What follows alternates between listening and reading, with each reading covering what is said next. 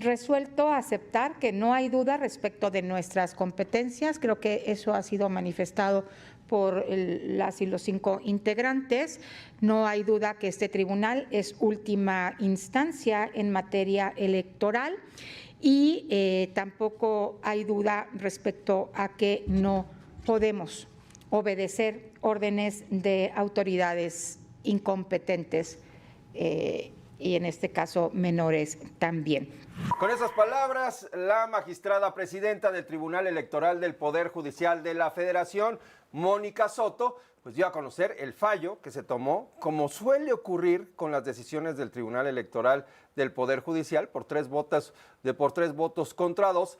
Este fallo que pretende anular la decisión del juez primero de distrito de Michoacán, Sergio Santamaría Chamú, quien ordenó como medida precautoria el suspender las actividades de auscultación, de revisión, de evaluación de los aspirantes a ocupar cargos en el Poder Judicial a través de la elección que está programada para el primer domingo del próximo mes de junio.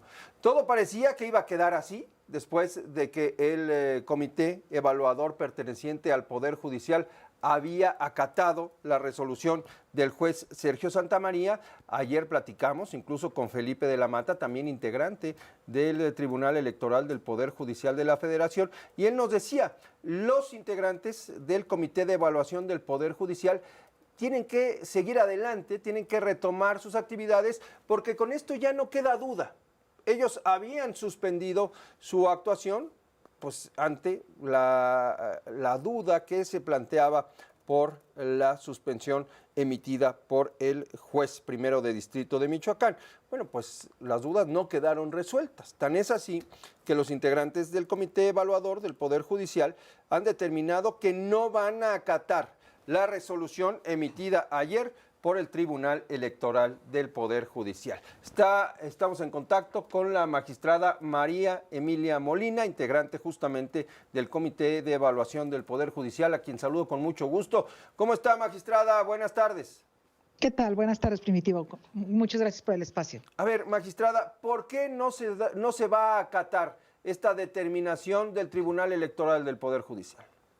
Bueno, a ver, no es propiamente que hayamos decidido no acatar la resolución, sino que lo que sucede es que tenemos dos órganos diferentes, de jurisdicciones totalmente diferentes. Es decir, el Tribunal Electoral no es superior jerárquico de los juzgados de distrito, porque los juzgados de distrito tienen competencia constitucional para el juicio de amparo.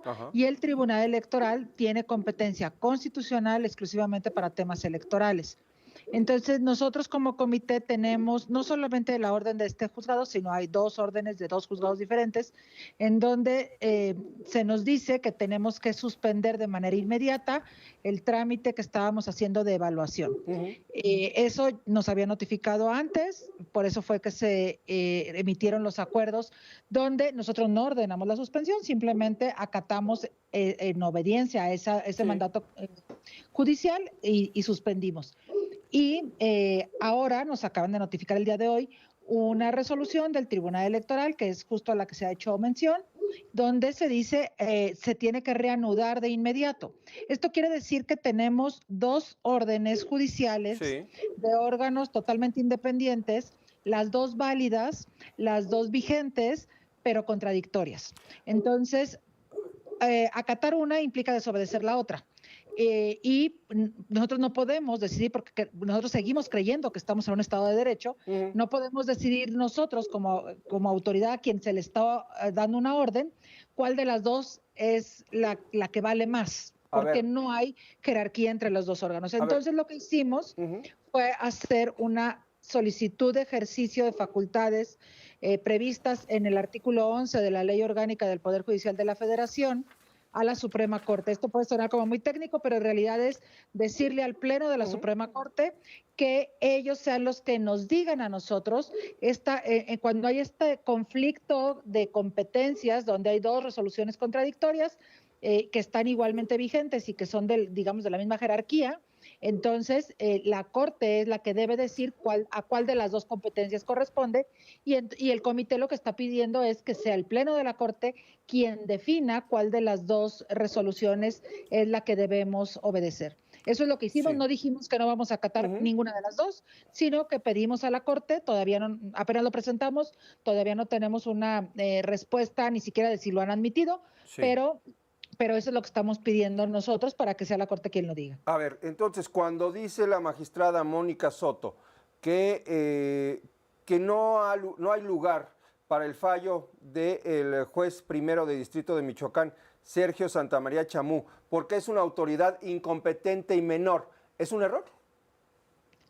Bueno, la Constitución lo que establece, yo no podría valorar lo que dice la señora magistrada, pero bueno, son cuestiones de criterio, pero la Constitución lo que establece claramente son competencias diferentes y el Tribunal Electoral, la Sala Superior, no es superior jerárquico de ningún juez de distrito, porque no tiene competencia en materia de amparo, solo por eso. El otro punto importante, y que ayer nos mencionaba Felipe de la Mata, y se planteó también durante la discusión en el Tribunal Electoral, es que según quienes votaron a favor de esta resolución, no existe cabida para que el juicio de amparo sea aplicado en temas electorales. ¿Qué responden ustedes? Bueno, eso tampoco nos corresponde a mí ni tampoco le corresponde al comité porque no somos autoridades judiciales en este momento, jurisdiccionales, nosotros somos solamente parte de un comité de evaluación, pero las incompetencias, las improcedencias y cualquier otro vicio o inconformidad que se tenga contra una resolución judicial en un Estado de Derecho no se puede hacer valer en un juicio o ante una autoridad que no es competente para revisar eso. En el juicio de amparo está perfectamente establecido tanto en la Constitución como en la Ley de Amparo que el superior jerárquico para efectos de estas impugnaciones de lo que diga un juez de distrito en un amparo indirecto, que es donde se pronunció esta resolución de suspensión, es un tribunal colegiado de circuito o, en todo caso, la Suprema Corte a través de los recursos que prevé la propia Ley de Amparo. No es, por supuesto, ningún juicio de materia electoral, entonces por eso es que están vigentes las dos resoluciones. Se puede tener o no el criterio o el convencimiento personal de si es procedente o si no es procedente, o si es competente o no es competente el juez de distrito o el juicio de amparo, pero eso no invalida una resolución. Las resoluciones se invalidan a través de los medios de control y de impugnación que establecen las leyes en cualquier Estado de Derecho, ante cualquier decisión judicial, no solamente en temas de esta reforma constitucional y en el tema de la implementación de la reforma judicial.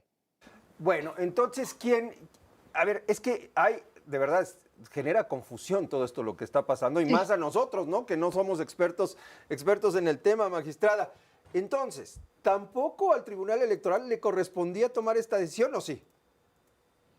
Bueno, a ver. Sí, a ver, entiendo que hay una contradicción porque hay dos determinaciones de órganos, digamos, equivalentes, no hay uno superior al otro, en donde pues son dos determinaciones contrarias. Uno dice suspendan los trabajos, otro dice no, se tiene que seguir adelante con los trabajos. Pero entonces, ¿qué sentido tuvo que el Tribunal Electoral del Poder Judicial tomara cartas en el asunto? Bueno, eso habría que preguntárselo al Tribunal Electoral, pero lo que es un hecho y está en el propio proyecto que se hizo público, que es así como está en el engrose, es decir, en la resolución ya fallada y firmada y que nos fue notificada, es que la resolución del juez de distrito, es decir, la que ordenó la suspensión, no es un acto impugnado ante el Tribunal Electoral, es decir, la validez de esa resolución no era materia de ese juicio y por tanto, pues bueno, eso no se pronunció realmente de fondo, porque además considero que conforme a la Constitución no tienen competencia, ¿no? El acto que era impugnado eran los actos del comité, y los actos del comité son en acatamiento a órdenes judiciales de jueces de distrito. Correcto. ¿Cuál es el paso a seguir? La Suprema Corte tiene primero que pronunciarse y determinar si da entrada, ¿no?, a esta petición de ustedes. Así es. Primero tiene que decidir si se admite y posteriormente, si es que sí se admite, entonces el Pleno tendrá que resolver si es cuál de las dos órdenes hay que cumplir, y en ese sentido, pues una vez que nos digan al comité, acataremos la que la Suprema Corte diga, porque finalmente la Suprema Corte hoy por hoy es el órgano máximo en el Poder Judicial de la Federación y a nivel de la judicatura en todo el país, y es pues conforme a la ley orgánica vigente en este momento, que es el órgano competente para decidir este conflicto entre dos resoluciones que son válidas, insisto, y contradictorias. ¿Existe un plazo para que se pronuncie la Suprema Corte?